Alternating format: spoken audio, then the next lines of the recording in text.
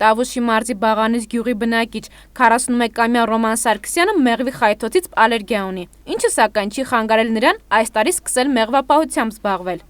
Ես մեղվի մասին вообще բացարձակ գաղափար չեմ ունեցել, բայց այս տարվանից սկսված սահման հասարակական կազմակերպության ներդրումով եւ One Armenia նույնպես կազմակերպության կողմից ես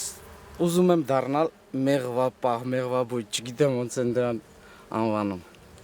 Ինձ թվում է կստացվի ինձ մոտ։ Ռոմանի ընտանիքը ընդգրկվել է Սահման եւ One Armenia կազմակերպությունների կողմից Բաղանիսում իրականացվող մեղվապահության զարգացման ծրագրում։ Դրանում ներառված են 18 ընտանիք, որոնք ընտրվել են հստակ չափորոշիչների հիման վրա։ Նպատակներ ձեռք բերել զբաղվածություն ազգաբնակչության շրջանակներում։ Հիմնականում թիրախային խումբ ընտրեցին այն մարդկանց, այն ընտանիքներն, որ այդտեղ փոքր երեխա ունի,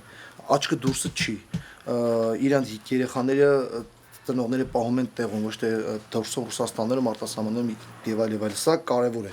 Ծրագրով ընտանիքին տրամադրվել է 4 մեղվափետակ եւ անհրաժեշտ բոլոր իրերն ու գործիքները մեղվապահությամբ զբաղվելու համար։ Իրանց մասնագետներն են գալիս շաբաթը 1, գալիս են մեզ սովորացնում, սկսված առաջ օրվանից մինչև այսօր մեղրական, բուժումներ, ընթացքում հետևել, նման բաներ, լրիվ մեզ ուղղություն ցույց են տվել։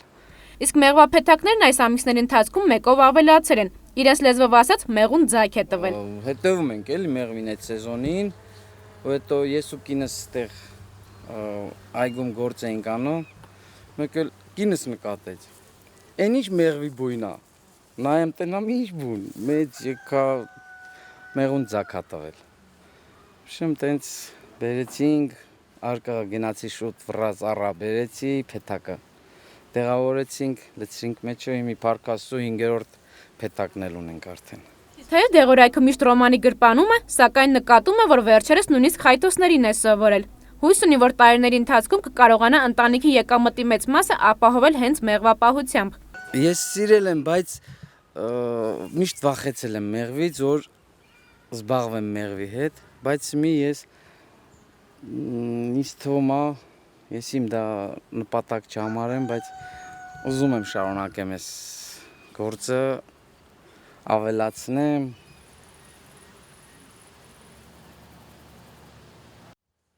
Եթե գյուղերում կա ենթակառուցվածքներ կառուցվում, ջրագծեր եւ այլ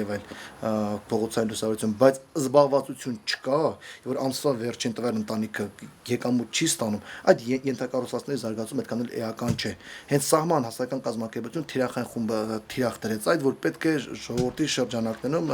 դեռ բերել զբաղվածություն, այսինքն այնպիսի մի ծրագիր արել, որ եկամուտ ունենա։ Ռոմանն ուրախությամբ նշում է, որ գոհ է նաև ստացված բերքից։ Մեղվակամի արդյունքում 30 կիլոգրամ բերք ունի, որի մի մասը ըստ պայմանավորվածության պետք է հատկացվի համայնքային որևէ խնդրի լուծման։ Մեղրակամից հետո ընդհանուր շահառուն պարտավորի 2 տարի ամեն տարի յուրաքանչյուր փետակից 1 կիլո մեղրի արժեք, մեղր Տարսաման հասարակական կազմակերպությանը եւ այդ մեղրը վաճառելուց հետո ժողովի արդյունքում գյուղապետարանում կազմակերպված ժողովի արդյունքում որոշվի ընդհանուր հայտարարի կան գումարի ինչ ոլորտում պետքա գումարը ներդրում, թե սոցիալապես անապահով ընտանիք լինի, թե մանկապարտեզ դպրոց եւ այլ։